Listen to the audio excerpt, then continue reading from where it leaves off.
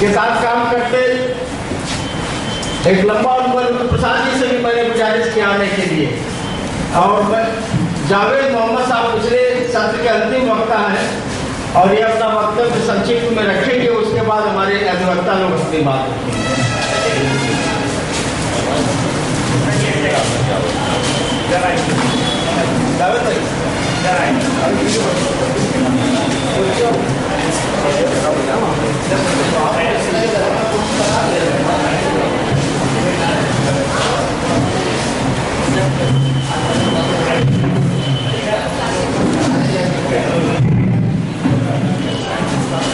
साथियों, ये सब प्रिजन लीगल एड के संबंध में है। उसमें उसकी क्या जरूरतें हैं और क्या समस्याएं हैं। हम लोग उसमें लीगल एड किस रूप में देने के बारे में सोचते हैं, उनकी क्या जरूरतें, किस तरह से लीगल एड उन्हें मिलनी चाहिए, मिल पा रही कि नहीं मिल पा रही। सरकार की तरफ से भी लीगल सर्विस अथॉरिटी की तरफ से लीगल एड देने की कोशिश होती है और सभी जिला न्यायालयों में गाजीपुर के अरिंदम जी से अनुरोध किया जाए मंच पे।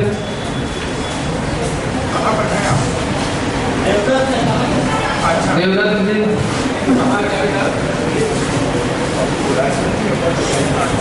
लीगल सर्विस अथॉरिटी की ओर से हर जिले में पैनल लायक नियुक्त हैं लीगल सर्विस देने के लिए, लीगल एड देने के लिए। और हर जिले में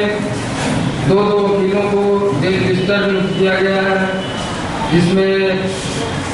महीने में 2 बार वो जा करके जेल में कैदियों की समस्या यानी उनकी क्या जरूरत है, जिसको जो निर्धन कैदी है उनको लीगल एड देने के लिए अधिवक्ता की जरूरत है कि नहीं है, इस पर वो जाके वहाँ से उनके प्रार्थना पत्र लेते हैं और जाके लीगल विधिक सेवा प्राधिकरण में दिया जाता है। उसके बाद वकीलों की नियुक्ति होती है। लेकिन ये सब सारी चीजें जो सरकार की तरफ से उपलब्ध हैं, वो क्या वास्तव में सुचारू रूप से चल रही हैं? प्रिजनर्स को क्या वास्तव में लीगल एड पूरी तरह से मिल पा रही है, या वो सारी क्या समस्याएं हैं और क्या उसमें और सुझाव दिए जा सकते हैं? ये सारी चीजों पर इस सेशन में डिस्कशन किया जाएगा। मैं सबसे पहले आपके बीच में श्री राधाकृष्ण पांडे जी, जो कानपुर के हैं, सीनियर काउंसिल हैं। जावेद मोहम्मद जी चूंकि पिछले सेशन में नहीं बोल पाए थे, मैं उन्हें आमंत्रित करता हूँ। जावेद मोहम्मद जी आकर के अपनी बात।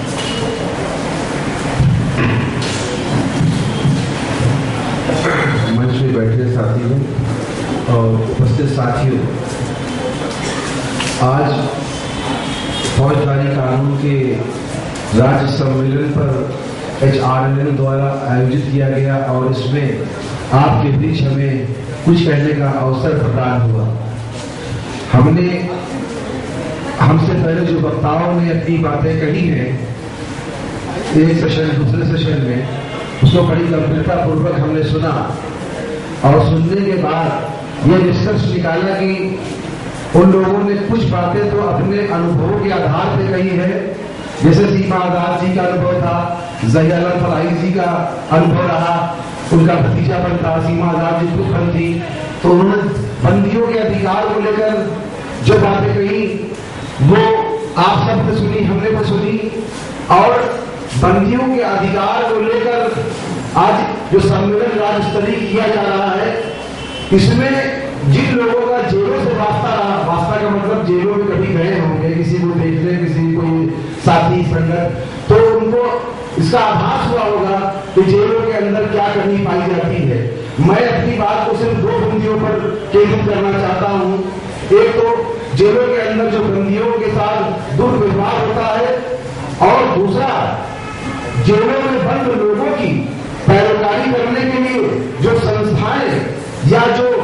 ह्यूमन राइट एक्टिविस्ट सामने आता है, उनके साथ समाज का या शासन का या आईटी का या तमाम तरह की एजेंसियों का क्या रोल होता है, सिर्फ उन्हीं दो बातों पर अपनी बात को केंद्रित करना चाहता हूं। क्योंकि मैंने 7-8 वर्षों से एक ऐसी लड़ाई लड़ी जो कि ह्यूमन राइट से पूरा उसका अधिकार था, और उस लड़ाई में जो हमने महसूस किया, जो हमने आभास किया कि क्या कठिनाइयां होती है, उसका जिक्र हमसे कुछ पहले वक्ताओं ने किया है। उसी में हम अपने अनुभव को आपके सामने रखना चाहते हैं।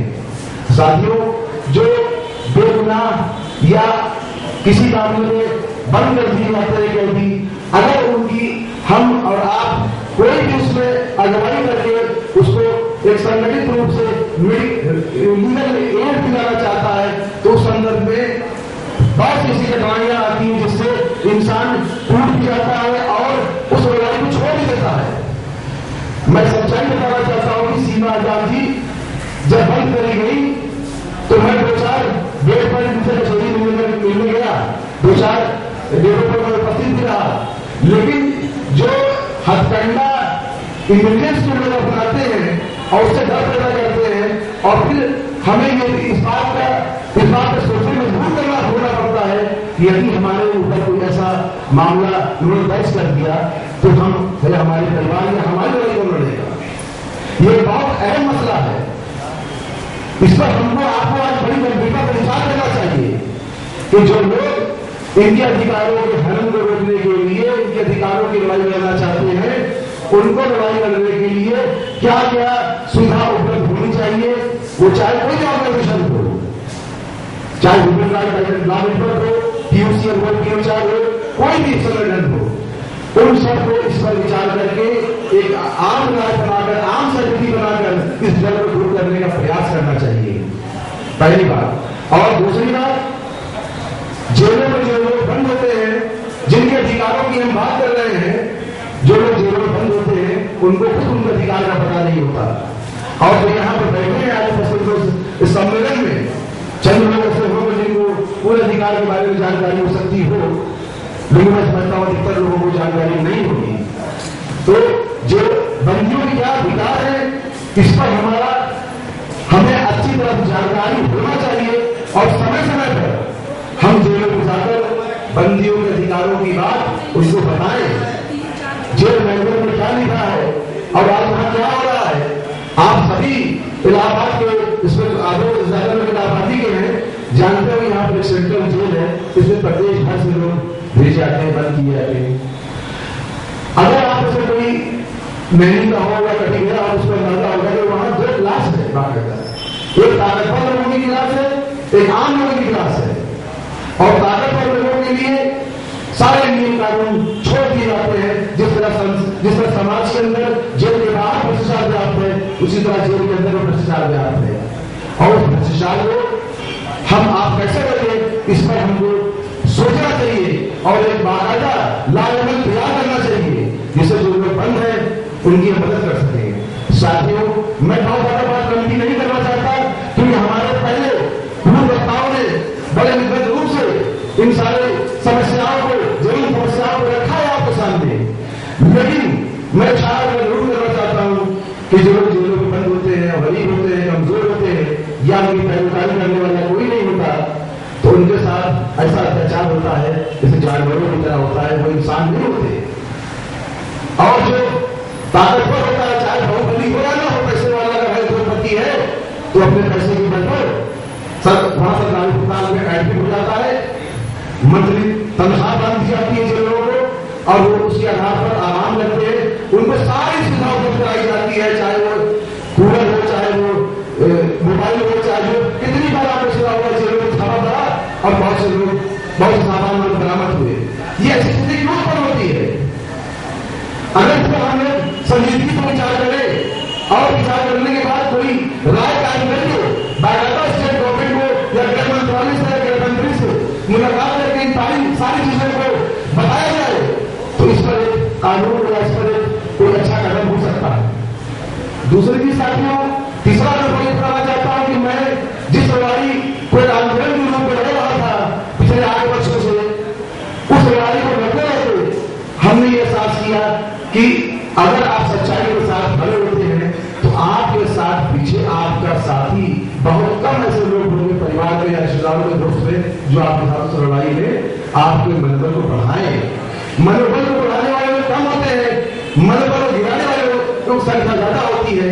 तो साथियों, हम लोग इस पर विचार करना है और सोचना चाहिए कि अगर हमारे बीच में कोई आदमी किसी लड़ाई, किसी आंदोलन में शरीक हो तो उसके हम मनोबल को बढ़ाएं।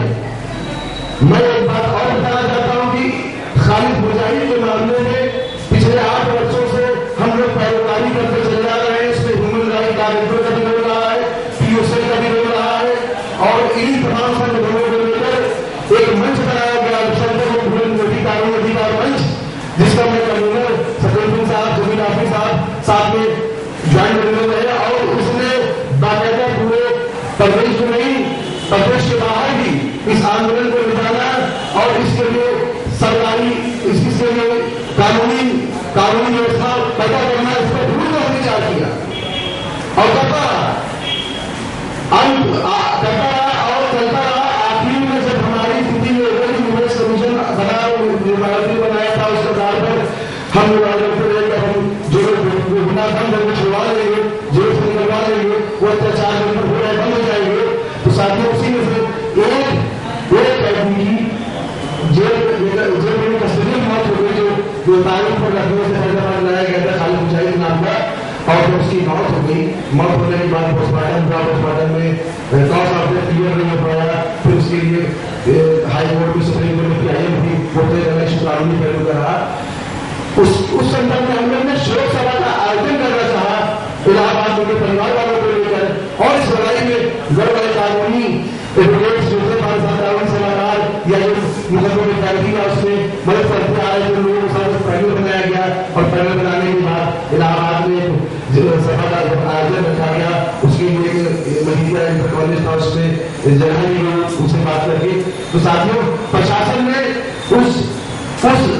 प्रोग्राम को न करने देने के लिए तो जो कोशिश करी अपनी, उस प्रोग्राम को नहीं कराया। लेकिन बताना नहीं चाहता हूं कि उस प्रोग्राम को करने वाले आयोजकों के ऊपर